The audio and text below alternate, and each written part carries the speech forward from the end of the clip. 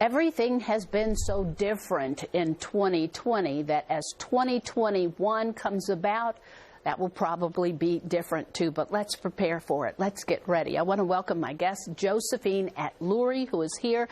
Meditation coach, mother of 5, that certainly keeps you busy, and host of Responding to Life podcast, jatluri.com, if you'd like to follow her and find out what's going on. So let's just get into this. I quit making resolutions. Oh, my God. I can't even think of how long ago. I don't keep them. I never keep them. But you don't say resolutions. You say, hey, what about making an intention for 2021? Help me out. What's the difference there? And why is one better, or not better, but why is one different than the other?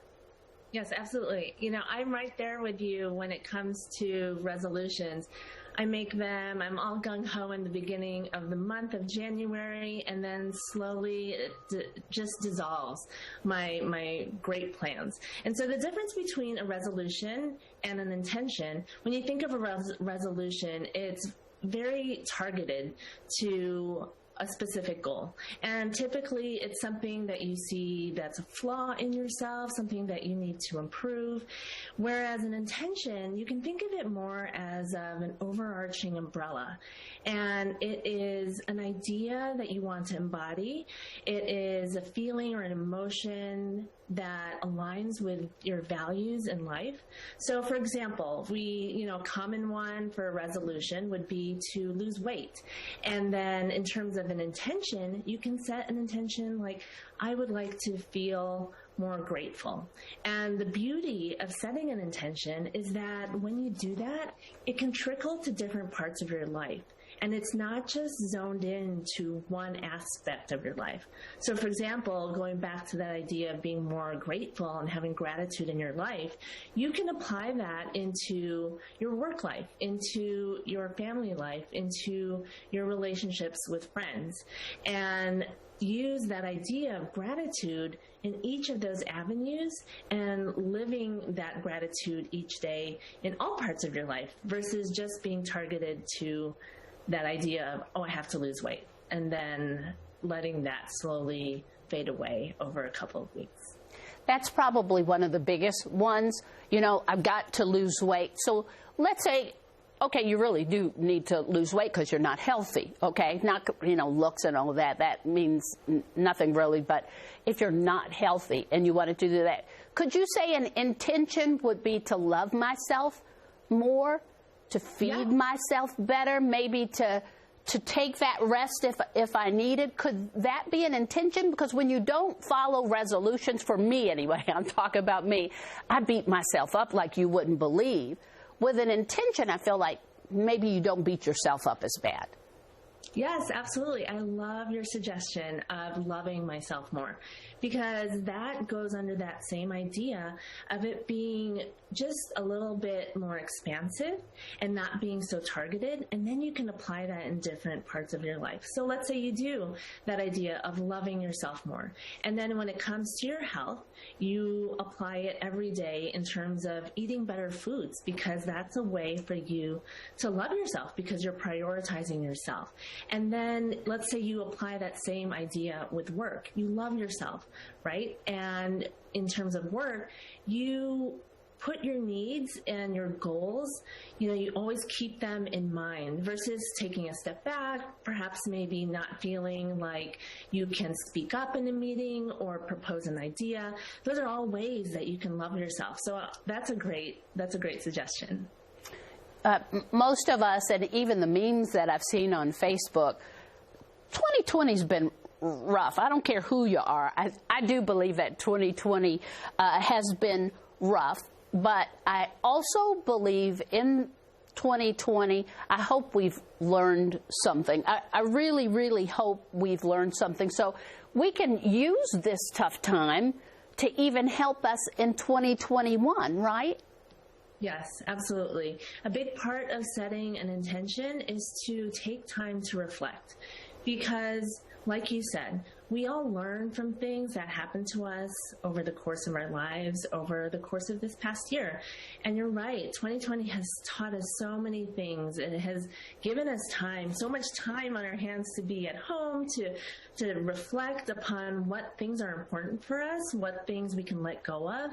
And so when you're setting an intention, it's a great opportunity for you to take some time to just think about all of the things that really worked for you, perhaps things that didn't work for you. And that's how you'll come up with the idea of, how do I want to live with more intention in 2021, in this new year? And that's another bonus of ditching that resolution, because this living in a pandemic over this past year has been really hard on so many of us. And having that pressure of a goal, of a resolution to live up to, just creates more stress versus an intention that can just allow us to have a little bit more freedom and leeway, but living better, living our best lives under that idea of whatever this big intention is that we have in our minds. You talk about one-word intentions. Is it better to have a one-word intention?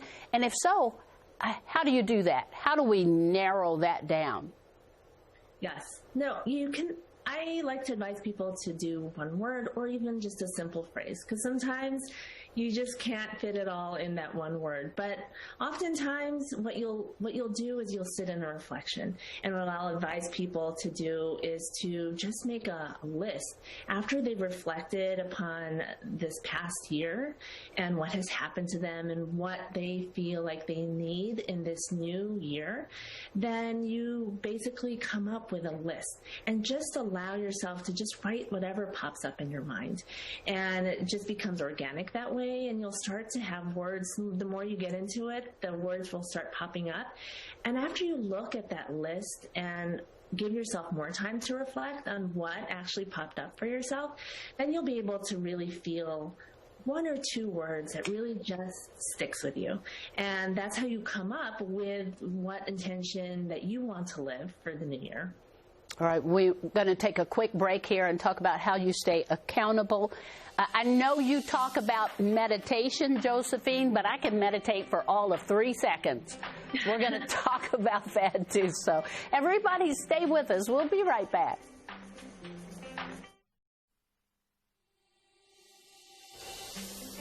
Josephine Atluri joining us today, talking about having an intention for the new year, not so much a resolution. And we were talking about this a little bit, but so with a resolution, everybody knows, you've got to be accountable, you want to do the job, but most of the time we fail. With an intention, how do we hold ourselves accountable without being cruel to ourselves? How do we, every day, I do when I get up, say, I'm going to live this day with intention, and that's every day. I'm going to purposely do things that I think will matter. But how do we live that intention just without being cruel and beating up ourselves and giving up? Yes, that is a great question. Accountability is really what, sets it apart from making it a dream into a reality. And the best way to have anything that you're trying that's new, to make it consistent and make sure it happens, is really, it comes down to accountability. And so if you can set up a habit, and what you're trying to aim for is almost a subconscious effort that just becomes a regular part of your day, then it'll be more consistent, and then it just starts to happen magically. For example, when we wake up, we have all of these routines that have already been embedded into our lives, and those all happen over time. And so what I'm suggesting is to make it happen, to be accountable to that without having to be so cruel to ourselves when things don't happen, is to weave it into your daily routine. So for example, I would, as soon as I get up, I'd suggest infusing that thought of your intention into your morning routine. So for example, if you brush your teeth, you head over and you brush your teeth, maybe have a little sticky note or a reminder on your phone that pops up, because I'm sure you'll have your phone with you, and have it pop up to remind you, to think about your intention and how you're going to live it in the different buckets of your life in that day. And so that way, it's a great time for you to reflect upon how you're going to make that happen today, because you're already there brushing your teeth anyway, and you're probably thinking about work or family. But here, this time, you can think instead about how you're going to infuse that intention into work and life. If you don't mind me talking about you specifically, I know for me, I share my life with the public here. Everybody knows all the crazy things that have happened. I do that because I feel like when you have had trauma or tragedy or hard times in your own life, it's like being in a hole. Well, you made your way out. Now somebody else is in that hole, and you can show them how to get out. I think it makes it medicine for someone else. Someone might look at you and say, oh, she's beautiful, smart, has her own podcast, all of this. You know, you don't even know what a hard time is. Well, we all know what a hard time is. How do we take those hard times and use them in steps to get us where we want to go, and not be mad about them, but maybe even find a lesson in them? Yes, absolutely. You know, everyone walks around silently carrying their past and all the things that they have gone through. And what I like to do is to just reflect, going back to that same idea before of looking back and just thinking about all the things that have happened to yourself, and then using that as your source of strength. You know, I help people overcome adversity in their lives to eventually find joy. And I do that through my podcast. I do that through my meditation teaching and my mindfulness coaching. And what I often like to say is to just think about, you know, an experience that maybe you even just had yesterday, and to reflect upon that, and then to see if you can take out any lessons learned from that experience, and then use that in this new day, and use that to fuel yourself to live that life of intention, to live that intention that you set, so that you can celebrate this new day and live purposefully and with passion, and to really win at that day. Because if anything that we've learned with COVID is that, you know, living in the present moment is the most important thing, because tomorrow isn't promised to us. So that is a great way to just quickly reflect and to drive yourself to just get out of a hole you may find yourself in, and to achieve that intention that you're trying to set for yourself. I know for yourself, I was reading through your information, and I know you had a miscarriage. You had to do fertility treatments and all of that, and just go through that pain. I don't know what that is like, but you're a mother of 5 now. So you used all that to get through it, and now you're helping other folks to do that. You talk about meditation too. I truly can only meditate for 3 seconds, and then I'm thinking about, oh, did you do the wash? Did you lock the door? Oh, you're not paying attention. And I go through this cycle. I can't meditate.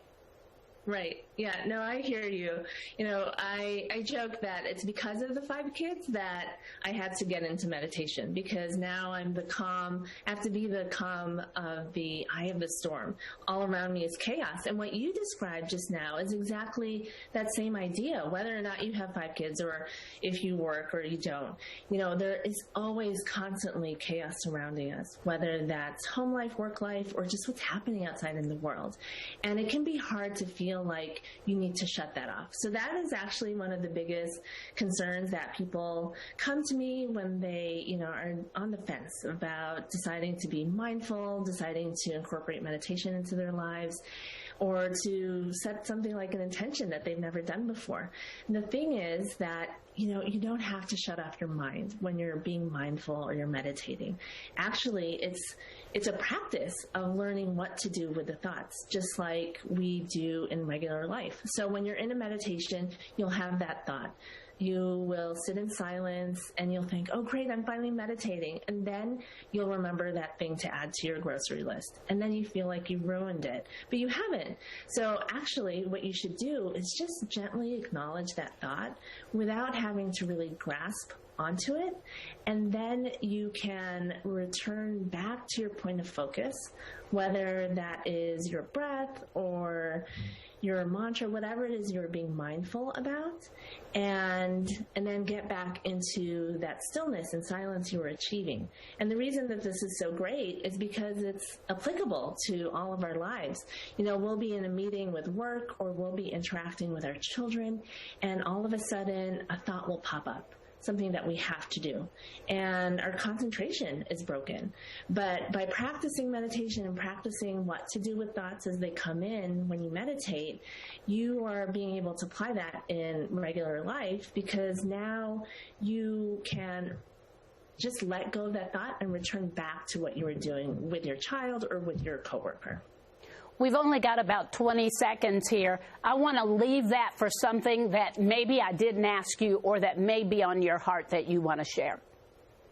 Yeah, no, I encourage everyone to give intention setting a try. Just reflect upon it. And if you need some extra guidance, on my podcast, there's a bonus episode on how to set intentions. I'll guide you through the process, and you'll come out knowing what to do in 2021. We appreciate you so very much. Again, Josephine Atluri, meditation coach, host of Responding to Life podcast, jatluri.com. When you're feeling overwhelmed and out of control, and in this year, that's been a lot.